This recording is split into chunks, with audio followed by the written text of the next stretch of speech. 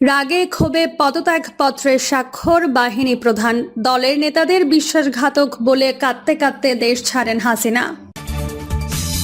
জানাবো পালিয়ে বেড়াচ্ছেন আওয়ামী লীগের এমপি মন্ত্রীরা এবং সর্বশেষ জানাবো ভারতকে একদিন আগেই জানানো হয়েছিল শেখ হাসিনার সময় শেষ। এতক্ষণ শুনছিলেন সংবাদ শিরোনাম, এবার বিস্তারিত। রাগে ক্ষোভে পদত্যাগপত্রে স্বাক্ষর বাহিনী প্রধান, দলের নেতাদের বিশ্বাসঘাতক বলে কাঁদতে কাঁদতে দেশ ছাড়েন হাসিনা। 4 আগস্ট রাতে 3 বাহিনীর প্রধানদের ডাকেন দেশ ছেড়ে ভারতে পালিয়ে যাওয়া শেখ হাসিনা। ওই সময় রাগে তিনি সামনের টেবিলে আঘাত করে উচ্চস্বরে তাদের উদ্দেশ্যে ঘোষণা দেন, আমি ক্ষমতা ছাড়ব না। তবে পরের দিন সকাল থেকে গণভবনে উত্তেজনা ও চাঞ্চল্য ছড়িয়ে পড়ে। সকাল 10:30টায় 3 বাহিনীর প্রধান ও পুলিশ মহাপরিদর্শক গণভবনে ডাকা হয়। শীর্ষ আইন প্রয়োগকারী কর্মকর্তাদের সঙ্গে বৈঠকে তিনি দৃঢ়ভাবে আগের কথাই পুনরাবৃত্তি করেন। হাসিনা বলেন, আপনাদের কঠোর হতে হবে, সবকিছু নিয়ন্ত্রণে আনতে হবে। কাজটা কিভাবে করবেন তা নিজেদের মধ্যে আলোচনা করে ঠিক করুন। যদিও পরিস্থিতি বুঝতে পেরে ঘনিষ্ঠজনেরা শেখ হাসিনাকে বলেছিলেন পদত্যাগ করাই ভালো হবে, কিন্তু হাসিনা তাদের কথা শোনেননি। পরিস্থিতি নিয়ন্ত্রণের বাইরে চলে যাচ্ছে দেখে সেনা প্রধানও বারবার ফোন করে হাসিনাকে পদত্যাগ করতে বলেন, কিন্তু শেখ হাসিনা উল্টো বিক্ষোভ দমনে সব বাহিনীকে আরও কঠোর হতে বলেন। তবে বাহিনীগুলো এতে রাজি হয়নি। হাসিনা অবশ্য নিজের দাবিতে অবিচল ছিলেন। তিনি সেনাবাহিনী ও পুলিশ প্রধান সহ বিভিন্ন লোকের সঙ্গে যোগাযোগ করতে থাকেন, কিন্তু তাকে আশা দেয়নি কেউ। বরং তাদের পরামর্শ ছিল সোজা সাপটা যত দ্রুত সম্ভব অন্য কোথাও চলে যান।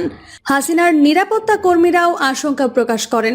তখন উপস্থিত কর্মকর্তারা শেখ হাসিনার ছোট বোন শেখ রেহানার সঙ্গে আরেক কক্ষে এ বিষয়ে আলোচনা করেন।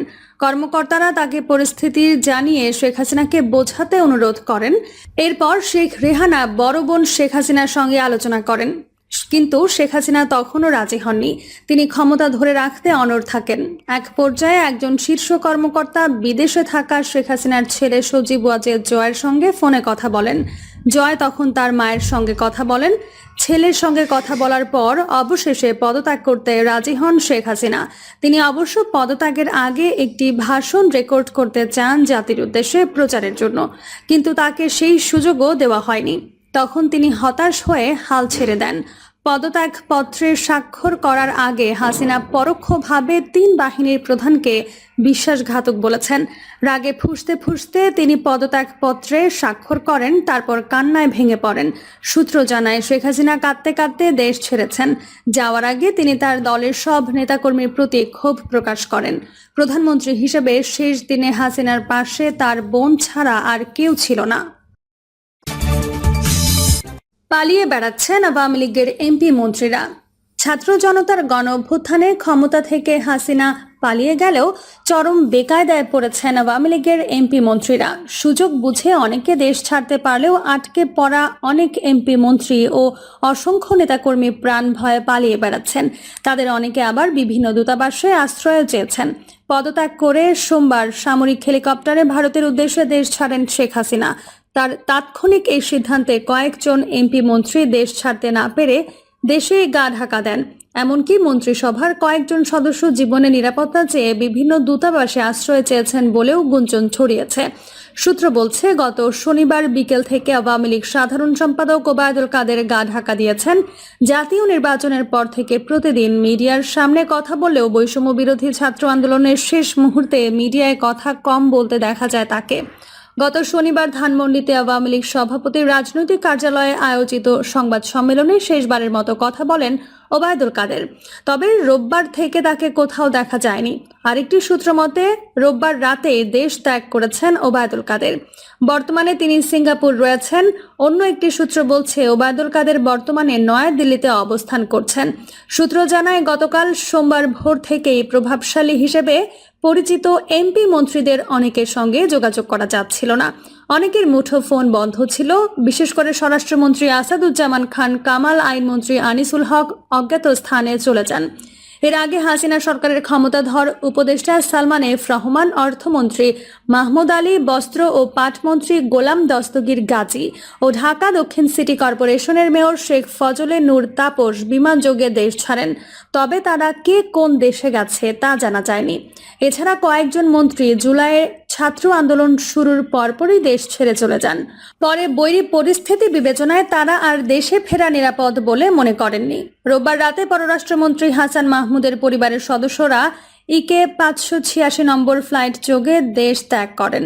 তাদের গন্তব্য ছিল সংযুক্ত আরব আমিরাতের দুবাই বিমানবন্দর। মূলত এর পরপরই গণহারে মন্ত্রী এমপিদের দেশ ত্যাগের খবর সামাজিক যোগাযোগ মাধ্যমে ছড়িয়ে পড়ে।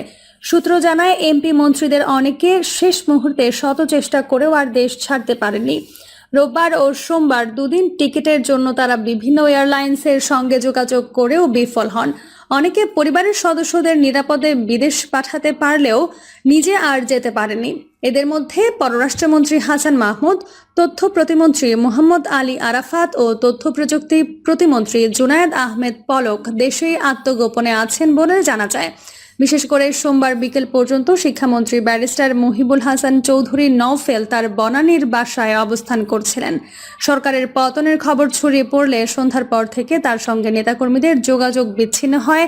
এর আগে রোববার এমপি মন্ত্রী ও সরকার ঘনিষ্ঠ ব্যবসায়ীদের অনেকে বিশেষ প্রটোকল চেয়ে শাহজালাল আন্তর্জাতিক বিমানবন্দরে ইমিগ্রেশন পুলিশের কাছে চিঠি দেয়। বিমানবন্দরে নিরাপত্তায় আয়োজিত এফসেক এর সহকারী পরিচালক নাসিমা শাহিনের সই করা তালিকা অনুযায়ী দেশ ছাড়া এমপি মন্ত্রীদের মধ্যে পূর্তমন্ত্রী আ.ম ওবায়দুল মুক্তাদির, সাবেক বস্ত্র ও পাট মন্ত্রী গোলাম দস্তগীর গাজী, অর্থমন্ত্রী আবুল হাসান মাহমুদ আলী, স্থানীয় সরকার মন্ত্রী তাজুল ইসলাম, সাবেক হুইপ নূরে আলম চৌধুরী, কৃষিমন্ত্রী আব্দুস শহীদ ও সাবেক ভূমিমন্ত্রী সাইফুজ্জামান চৌধুরী জাবেদ, এমপি নুরে হাসনা লিলি চৌধুরী ও তার পরিবার, উত্তরা এলাকার সাবেক এমপি হাবিব হাসান এবং জেপি প্রধান ও সাবেক মন্ত্রী আনোয়ার হোসেন মঞ্জু নম্বর ফ্লাইট যোগে দেশ ছাড়েন। অন্যদিকে পুলিশের বিভিন্ন সূত্রে জানা গেছে, আওয়ামী লীগের সঙ্গে সম্পৃক্ত পুলিশের ঊর্ধ্বতন কর্মকর্তারা জনসমাগম এড়িয়ে অবস্থান নিয়েছেন। অনেকেই নিজেদের বাসা এবং সরকারি বাংলোতে না গিয়ে আত্মীয় স্বজনের বাড়িতে অবস্থান করছেন। এছাড়া গত রোববার বিদেশ ভ্রমণ করার কথা ছিল বেশ কয়েকজন মন্ত্রী, ভিআইপি ও সিআইপির। বিমানবন্দরের ভিআইপি লাউঞ্জের মাধ্যমে যারা বিদেশ ভ্রমণ করেছেন তাদের নাম এখনো জানা যায়নি।